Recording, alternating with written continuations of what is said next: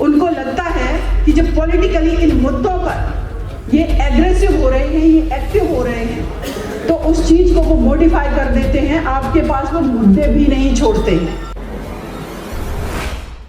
माता सावित्रीबाई फुले जी की जयंती है। देश की 50% आबादी जिनकी प्रथम आवाज बनी, जिनकी शिक्षा, स्वतंत्रता, हर चीज के लिए उन्होंने आवाज उठाई, लेकिन इस सभागार में 50% तो छोड़िए, शायद 1% भी महिलाएं नहीं हैं।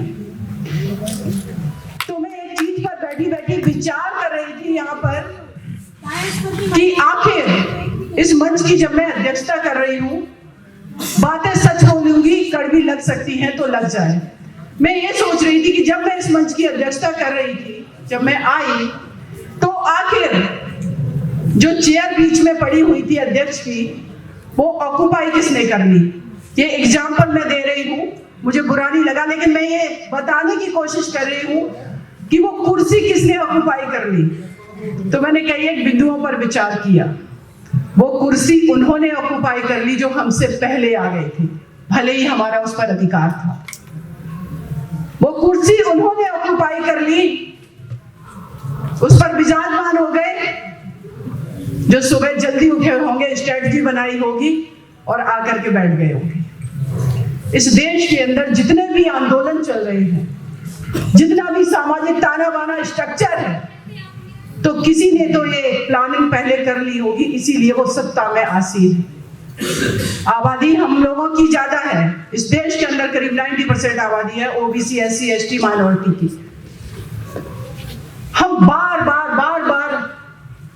ब्लेम करते हैं, हमारा आरक्षण ले लिया, हमारे साथ भेदभाव किया, हम अभी तक एक नहीं हो पाए, हम सत्ता में नहीं पहुंच पाए, हमारे साथ निरंतर भेदभाव हो रहा है। और फिर मंच से नारा लगता है, वोट हमारा, राज तुम्हारा, नहीं चलेगा, नहीं चलेगा। इस नारे का चरितार्थ पता है हम लोगों को? इस नारे का चरितार्थ है कि इस देश की जो बहुसंख्यक आबादी है, जो बहुजन आबादी है, उसके पास वोट का अधिकार है और इस वोट के अधिकार से राज उसका चल रहा है और हम अपने वोट का यूज भी नहीं, अपने हित के लिए नहीं कर पा रहे। क्यों? इसके पीछे कारण क्या है? मेरा ये मानना है कि वाकई में कोई भी समाज, कोई भी देश, कोई भी परिवार, कोई भी संस्था, 2-3 चीजें अगर उसके अंदर है। नंबर 1 ईमानदारी, नंबर 2 एकजुटता, यूनिटी, नंबर 3 ऑर्गेनाइजेशन आपका, और नंबर 4 है प्लानिंग, उसके बाद उसका इंप्लीमेंटेशन। लेकिन मैं तो आबादी हमारी तो यहाँ पर है भी नहीं, लेकिन मुझे अच्छा लग रहा है कि आप लोग शांतिपूर्वक मुझे सुन रहे हैं। और शायद हो सकता है मेरी बात, मैंने पहले भी कहा, कड़वी लगे। मेरे भाइयों, इस देश का नेतृत्व जो लोग कर रहे हैं आज, और देश आजाद होने के बाद करते आए हैं, आखिर कुछ तो उसको मैं तो स्ट्रेटजी कहती हूँ, क्योंकि अगर वो षड्यंत्र कर रहे हैं तो हमने उनका षड्यंत्र को अभी तक तोड़ क्यों नहीं पाया, जब हमारे पास वोट भी है, हमारे पास हमारी आइडियोलॉजी भी है, और हमारे पास हमारे देश के अंदर ऐसे महापुरुषों की आइडियोलॉजी है जिसको हम भारत ही नहीं, वैश्विक पटल पर दावे के साथ कह सकते हैं कि हम इस उस देश की आबादी को रिप्रेजेंट कर रहे हैं जो मानवता की बात करते हैं। किसकी बात करेंगे? बुद्ध की, जिन्होंने समानता की बात की। किसकी बात करेंगे? अपने महापुरुषों की, बाबा साहब भीमराव अंबेडकर जी, जिन्होंने भारत का जब संविधान लिखा तो उसमें जाति, धर्म, भेदभाव, हर चीज से परे जाकर के उन लोगों को भी अधिकार दे दिया समानता का, जिन लोगों ने इस देश में बहुत बड़े समय तक और निरंतर भेदभाव किया। अब सोचिए कि हम लोग किस जगह से आते हैं और क्या हमारी बिलोंगिंग्स है। हमें गर्व होना चाहिए अपने आप पर। आज माता सावित्रीबाई फुले जी की जयंती है, मुझे यहाँ आमंत्रित किया गया, मुझे अच्छा लगा, और स्पेशली ओबीसी महासभा का मैं शुक्रिया अदा करती हूँ। लेकिन इस मंच से मैं एक बात जरूर कहना चाहूंगी कि देश की जब 50% आबादी है तो उसका वोट भी 50% है। आखिर उस 50% आबादी का वोट कहां जा रहा है? सावित्रीबाई फुले जी की हम आज जयंती मना रहे हैं, महात्मा ज्योतिबा फुले जी की बात किए उनकी जयंती को हम सेलिब्रेट नहीं कर सकते हैं, तो क्या हमारा उद्देश्य उनकी महात्मा ज्योतिबा फुले जी की प्रतिमा को रख करके माल्यार्पण करना है? मैं वकालत करती हूँ कोर्ट में, मेरे पास सबसे ज्यादा मैटर आते हैं डोमेस्टिक वायलेंस के। मैं ये जानना चाहती हूँ कि महात्मा ज्योतिबा फुले जी ने, जिन्होंने उस दौर में अपनी पत्नी को घर से बाहर जाने के लिए प्रेरित किया, उस कीचड़ को सहन करने के लिए प्रेरणा दी कि तुम आज अगर ये कीचड़ सहन कर रही जो तुम्हारे ऊपर फेंका जा रहा, अगर आज तुम इस घर में बैठ गई तो आगे आने वाली हमारी देश की जो पीढ़ियां हैं महिलाओं की, वो शिक्षा से वंचित रह जाएंगी। वो लड़ाई लड़ने के लिए प्रेरित किया। लेकिन आज मैं सोचती हूँ कि आज से करीब 150 सवा साल, पौने 200 साल पहले एक व्यक्ति इतना प्रोग्रेसिव माइंड का पर्सन था, महात्मा ज्योतिबा फुले जी इतने प्रोग्रेसिव माइंड थे कि उस दौर में जब स्त्रियों को घर से निकलने की आजादी नहीं थी, चाहे वो किसी भी समाज की स्त्री हो, उन्होंने अपनी पत्नी को घर से बाहर निकाला। लेकिन सभागार में मेरे बैठे भाई अपनी पत्नियों को क्यों नहीं ला पाते? फेसबुक पर अपनी ओपिनियन देने वाले, मीडिया में ओपिनियन देने वाले, सार्वजनिक मंच पर भाषण देने वाले, इनकी पत्नियां क्या कर रही हैं, इनकी बेटियां क्या कर रही हैं, इनकी माता क्या कर रही है सिवाय रोटी बनाने के अलावा? कभी सोचा है? हम लोग बन गए हैं सामाजिक संगठन बना करके ठेकेदार की, हम पॉलिटिक्स में परिवर्तन करेंगे, सत्ता का परिवर्तन करेंगे। लेकिन आपने कभी सोचा है कि जो घर में 50% आबादी है आपकी पत्नी के रूप में, बेटी के रूप में, माता के रूप में, वो भी इस देश की पूंजी हो सकती थी। देश ही नहीं, समाज की, ओबीसी समाज की, एससी समाज की, आपकी परिवार की पूंजी हो सकती थी। लेकिन आपने अपने विचारों को सार्वजनिक करने के लिए, लेकिन आपने अपनी चीजों को स्थापित करने के लिए उसको आपने घर की चार दीवारी में बंद कर दिया। इस देश की जब बहन जी मुख्यमंत्री बनी उत्तर प्रदेश में, वो बात अलग है कि लोग कितनी भी उनकी बात ना करें, आलोचना करें बहुत सारे चीजों पे। जब जैसे ही हम एंटर करते हैं उत्तर प्रदेश के अंदर स्ट्रक्चर दिखाई पड़ता है। अम्बेडकर पार्क, लखनऊ में परिवर्तन चौक बना है, वहां पर सिर्फ दलित समाज की मूर्तियां नहीं है, वहां पर हमारे सारे महापुरुषों की मूर्तियां हैं। इतनी हिम्मत किसने जुटाई? वो निडरता थी। ये बात मैं बहन जी का नाम इसलिए नहीं ले रही हूँ कि वो एक पार्टी से बिलोंग करती, मैं इसलिए ले रही हूँ कि अब एक स्त्री जब सत्ता में बैठती है तो वो ये सब करके दिखाती है। राजनीतिक लड़ाई आप लोग लड़ रहे हैं, पार्लियामेंट में भी जीतेंगे, विधानसभा में जीतेंगे, लेकिन आपके घर की स्त्री कैसे लड़ाई लड़े इस समाज को आगे ले जाने के लिए, आपके परिवार को आगे ले जाने के लिए, उसको तो आपने घर की चार दीवारी में बंद कर दिया। हम नहीं मालूम कौन है। देश की प्रथम महिला प्रधानमंत्री बनी इंदिरा गांधी जी।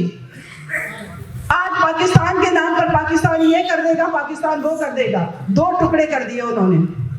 और सुनो क्या है? क्योंकि निडरता, ईमानदारी जहां रहती है, आज इस कास्ट स्ट्रक्चर की बात हो रही थी, जातियों में बांट दिया, इसने बांट दिया उसने। स्त्री कोशिश करती है ये जातिगत ढांचे को तोड़ने का प्रेम विवाह करके, और जब वो प्रेम विवाह करने की कोशिश करती है तो क्या किया जाता है? ऑनर किलिंग कर दिया जाता है, मार दिया जाता है उसको। मैं कहती हूं कि इस भारत ही नहीं पूरे विश्व का स्ट्रक्चर अगर एक स्त्री के विचार से मॉडिफाइड कर दिया गया ना, तो शायद ना तो कोई किसी पर परमाणु बम गिराने की सोचेगा, जितना ये बॉर्डर पे हमारे आर्मी के भाई मारे जाते हैं, चाहे वो भारत के हो, चाहे पाकिस्तान, चाहे चाइना के, किसी भी कंट्री के, ये सब बंद हो जाएगा। कंपैशन है उसके अंदर, करुणा है। वही तो बुद्ध कहते हैं कि कंपैशन लाइए, युद्ध से कुछ नहीं होगा।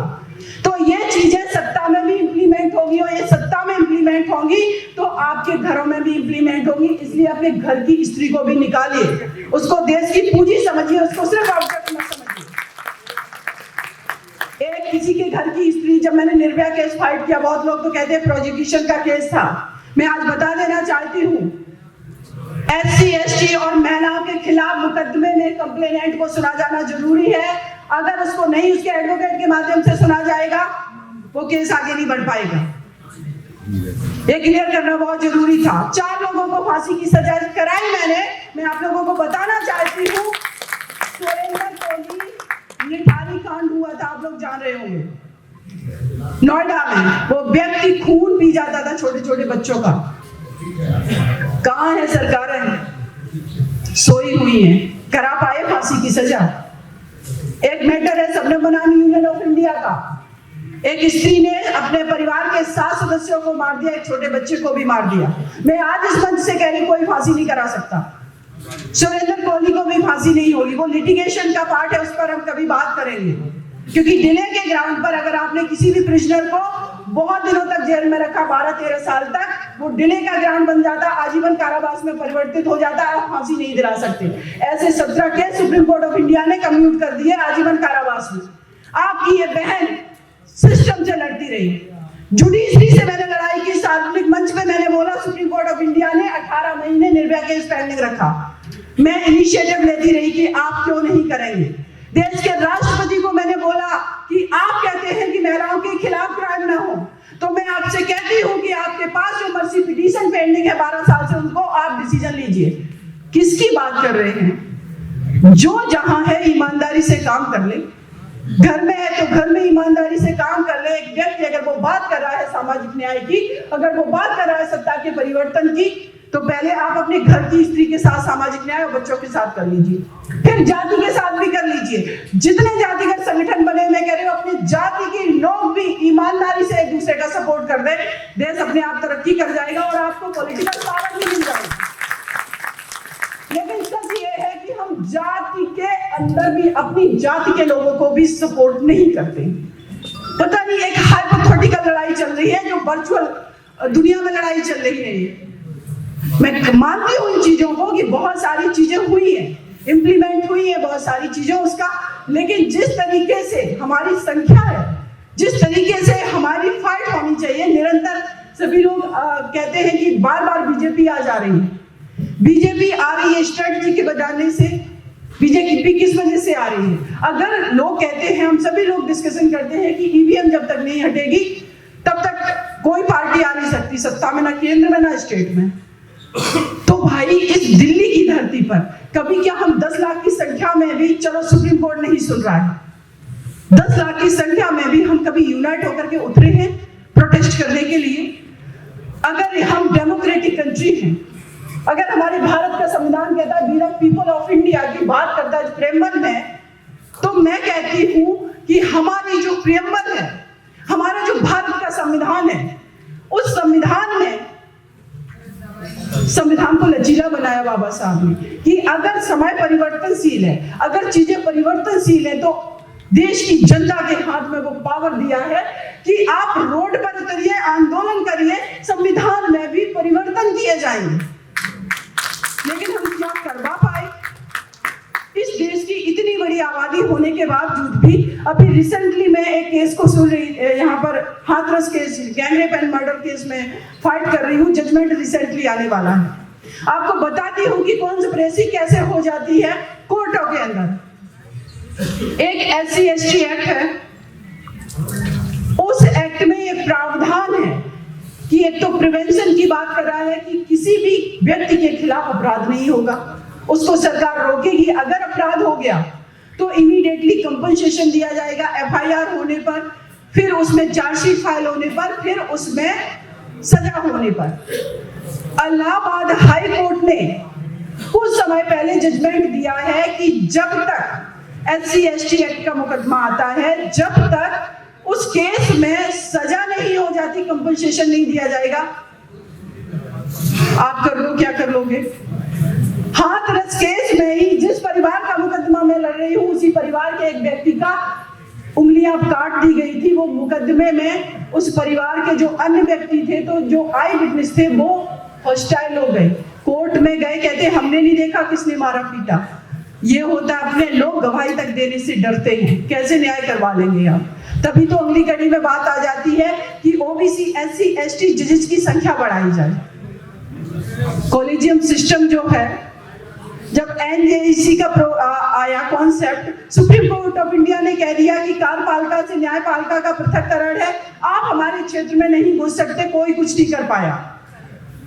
तो यहाँ पर बैठे मेरे जितने भी भाई हैं, मंचासीन हमारे बड़े सभी लोग बुजुर्ग हैं, काफी अनुभवी हैं सब लोग, आप लोगों को ज्यादा बेहतर तरीके से पता है कि कॉन्स्पिरेसी कैसे की जाती है। तो फिर उपाय क्या है, क्यों नहीं पहुंच पा रहे, कब तक हम लोग स्पीच देते रहेंगे? उत्तर प्रदेश के अंदर अभी मैं चुनावी कैंपेनिंग में थी, मैंने देखा बीजेपी के लोग कम से कम 500 गाड़ियां पेट्रोल भरवा रहे पेट्रोल पंप पे, और पेट्रोल पंप वाला उफ भी नहीं कर रहा है, क्योंकि कल ही उसका लाइसेंस जब्त हो जाएगा। ये मिसयूज ऑफ पावर जो है कैसे कर पा रहे हैं, क्योंकि हम उसके साथ नहीं खड़े, हमें लगता है ये तो उसका इशू है, हम उसके साथ कैसे खड़े होंगे। तो मेरा ये मानना है कि हम किसी दुबे तिवारी को, किसी को इंडिविजुअल तरीके से सार्वजनिक मन से गाली देने से कुछ नहीं निकलने वाला। जितना आप गाली देंगे उतना ही मोरली वो अपने आप को जस्टिफाई करेंगे कि समाज तो हमें गाली देता है, हमने तो कभी गाली नहीं दी है। और अभी इस मंच से जो बात की गई है एक शब्द की, कि वो हटा दिया गया है, उनको लगता है कि जब पॉलिटिकली इन मुद्दों पर ये एग्रेसिव हो रहे हैं, ये एक्टिव हो रहे हैं, तो उस चीज को वो मॉडिफाई कर देते हैं, आपके पास वो मुद्दे भी नहीं छोड़ते हैं। ये स्ट्रेटजी क्या हम अपना पाते हैं? हमें अगर उनको परास्त करना है तो स्ट्रेटजी बना करके अपने वोट के अधिकार का यूज, अपनी यूनिटी, अपनी ऑनेस्टी, अपनी स्ट्रेटजी, और उसके बाद एक कदम आगे आते हैं कि तब हम एग्रेसिव भी हो जाएंगे जब ऐसा कुछ होगा। अगर ये नहीं होगा तो जैसा 70, 75, 73 सालों से चलता आ रहा है, बहुत मुश्किल है। क्योंकि इस देश के अंदर जब भी कोई भी तबका, ओबीसी समाज और एससी माइनॉरिटी महिलाएं आवाज उठाती हैं, तो तुरंत उसको कंट्रोल करने के लिए हक हमारा है 100% पर उसको दे दिया जाता 5%, और हम खुश हो जाते हैं कि देखिए हमारे फेवर में कर दिया गया। रिजर्वेशन की अगर बात करें, मेरा ये मानना है कि सरकारी नौकरियों में रिजर्वेशन दे दिया गया, उन्होंने उपाय कर लिया कि हर चीज का हम निजीकरण कर देंगे, आप लड़ते रहिए रिजर्वेशन के लिए। जब नौकरियां ही नहीं है तो आप क्या करोगे? अब आप लड़ो निजीकरण के लिए। निजीकरण के लिए वो कहेंगे कि आपके बच्चे कैपेबल नहीं है, आपके बच्चे इंग्लिश नहीं बोल पाते, आपके बच्चे झेप जाते हैं, डर से आते हैं, सामना नहीं कर पाते, तो आप फिर कहोगे कि जो स्कूलिंग व्यवस्था है उसको इक्वल कर दीजिए, कॉन्वेंट स्कूल या तो खत्म कर दीजिए या सारे सरकारी स्कूल बना दीजिए, या सरकारी स्कूल खत्म करिए सारे कॉन्वेंट बना दीजिए। फिर आप लड़ाई लड़ेंगे, कॉन्वेंट की फी देने के पास एक किसान के पास पैसा नहीं है, और जब किसान के पास पैसा नहीं, आपका बच्चा नहीं पढ़ेगा, उस काबिल नहीं बन पाएगा, उसके पास न्यूट्रिशन नहीं है, आप खिला नहीं सकते उस बच्चे को वो हेल्दी चीजें, आप कैसे उनसे फाइट कर लेंगे? तब यहाँ पर आ जाती है कि एक दूसरे का हाथ पकड़ करके बढ़िए, चाहे वो ओबीसी समाज में, चाहे कुशवा हो, साक्य हो, यादव हो, या पाल हो, या जितनी भी जातियां हैं, भाई ये लड़ाई सबकी इस देश के लिए एकजुट हो करके लड़ने की लड़ाई है, सभी के साथ मिलकर के बढ़ने की लड़ाई है। कोई भी ताकतवर इंसान नहीं इतना हो सकता है कि एक बहुसंख्यक आबादी पर इतने सालों तक राज कर सके। अगर उनके षड्यंत्र हैं तो हम अपनी स्ट्रेटजी बना लें ईमानदारी से। मैं दावे के साथ कहती हूँ, सत्ता का परिवर्तन नहीं, सत्ता में आ करके आप सिस्टम का परिवर्तन कर लेंगे, जो कि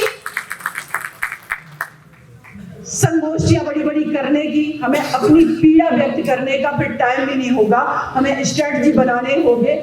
हम डिसाइड करेंगे कि हम किसको क्या देंगे, ना कि हम ये आज मंच पर बोले कि हमें क्या छीन लिया गया और हमें क्या चाहिए। हम लोग देते आए हैं इस भारत को। असली यहाँ की आबादी, किसान, आदिवासी, जितना भी यहाँ का मूल निवासी समाज है, वो इस देश का फाउंडर है, उसने बनाया, उसने दिया और आज भी दे रहा है।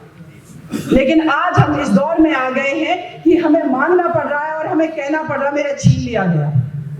तो भाई ये जो मांगना और छीनने के बीच की जो कड़ी है और जो देने वाला है कुछ डिफरेंट है, तो इसको अगर हम लोग मिलकर के स्ट्रेटजी बनाएंगे तो शायद सब कुछ संभव है। जय भीम, जय भारत।